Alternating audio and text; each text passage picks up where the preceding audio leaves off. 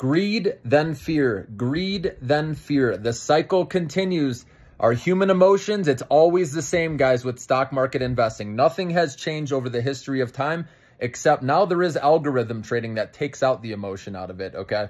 Which retail investors do have access to now, okay? Let me know if you're truly interested in that, and I'll talk to you about it.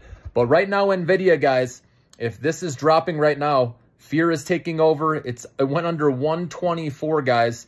So are you getting excited about that, or are you letting fear get the best of you? And maybe you don't have money, and I understand then it stinks if it's falling and you can't buy anymore, right? That's why you always want to break up your purchases, right, into several purchases called dollar cost averaging so you can have money if it goes lower. Same thing right now.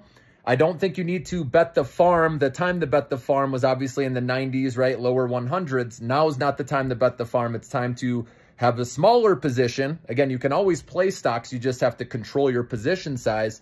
And with Nvidia right now, the lower it goes, I say the more you can add, okay? But I'd still start small and add if it goes lower. So me personally, at these levels, I've been waiting patiently. I sold in my short-term account, as you guys know, when it went up to 129, 130, I sold down to a very small position. And then I was waiting patiently for a pullback to get back in. And this is the pullback. So now I'm starting to add more heavily each dollar that Nvidia stock goes down, okay? Because we still have, I think there's going to be some hype leading into its earnings report next week. And if Powell comes across dovish, then that's going to be good for all equities. And I think stocks can climb going into that report. Then it could be a sell the news report, especially if we're sitting at all-time highs by then, or coming up against resistance up there, okay, around 135, 140.